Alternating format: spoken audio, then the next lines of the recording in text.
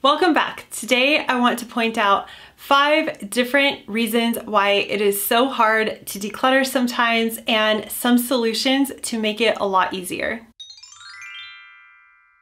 When you understand the roadblocks you face when trying to declutter, it can make it easier to overcome and head into a clutter-free life. The number one reason I hear on why people can't declutter is because they just don't have the time for it. I think a lot of us envision pulling out every item we own and putting it all over our house and trying to go through everything at one time. But the solution to this is just spending 15 to 20 minutes each week and slowly chipping away at the decluttering process. And anytime I take off a shirt I don't like anymore, instead of putting it back into my closet and thinking I'm gonna wear it again another day, I will just put it straight into my decluttering box that I keep in one of my rooms.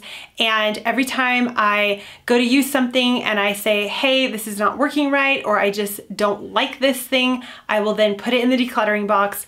And I think decluttering that way can make it super easy and seamless into your everyday life, where you aren't having to spend a whole weekend or a whole week decluttering your whole entire house. The second reason a lot of people have a hard time decluttering is because of sentimental items. And I know even I struggle with that sometimes, but what I've come to realize is just because something was sentimental and meant a lot to me at one point in my life does not mean I have to keep it for the rest of my life. And one thing I always talk about is my bouquet that I had on my wedding day.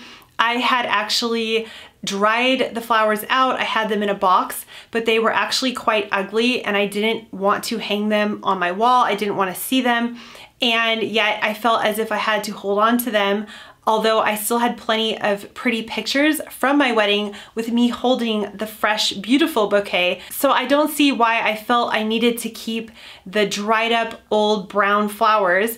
And eventually I ended up getting rid of it, and I don't feel like I needed that bouquet. I've never once felt like I wish I had kept it. So I think if we can put the item in its actual place, and at least for me, I can say I had that bouquet on my wedding day and now I can let it go. Third on my list is holding on to guilt. And again, I can tell you a personal experience. We had my son in karate. We bought this big bag of karate stuff and it just didn't work out. It was very expensive. And so I felt as if I had to hold on to that bag of stuff, even though we were never going to use it. We had quit karate and I was never going to sell it. I just felt as if I had to hold on to it because the money was spent, and I can't imagine just throwing these items away or giving it to a thrift store. But every time I looked at the bag, it actually made me really angry at myself and it made me feel guilty. And by decluttering that item, it actually let the guilt go off of my shoulders. I could let that go and realize, hey, we tried this out, it didn't work, and oh well, there's nothing that we can do about it. But by holding onto that item, I was actually being reminded of the mistake every time I looked at it. And luckily, my mom actually found a family that could use the bag of karate stuff because their child was in this same program. So it ended up going to a good place and I was able to let go of that guilt. Number 4 is, what if I need this item in the future? And I know I've held on to things for way too long thinking, what if I need this? What if I have that one time where I'm going to need that tent even though we never go camping? What if I need that extra pair of socks? And what I've realized is normally I never use these what if items, and a better way to think about it is, what if I didn't have this item and I did need it? What then? Maybe I could borrow it, maybe I could buy it secondhand, or just buy it when I need the item instead of storing it because someday I might use it, possibly in the future.